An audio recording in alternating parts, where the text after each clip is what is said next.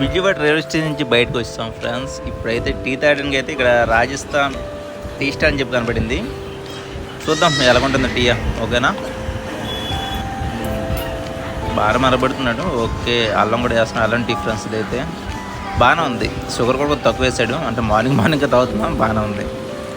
Okay, tea తాగేసాక మనం అలా కృష్ణానది వైపు వెళ్ళాలి. ఇప్పుడు ఆటో కూడా మాట్లాడుకుంటాం.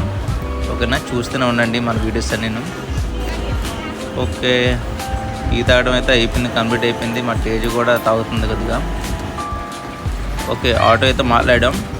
కృష్ణానదికి అయితే వెళ్ళిపోతాం ఫ్రెండ్స్. అలాగా లొకేషన్స్ కూడా మీకు చూపెడతా ఎలాగుంటుందో. ఓకేనా, చూస్తూనే ఉండండి మన వైజాగ్ గౌరీమామ యూట్యూబ్ ఛానల్. ఓకే,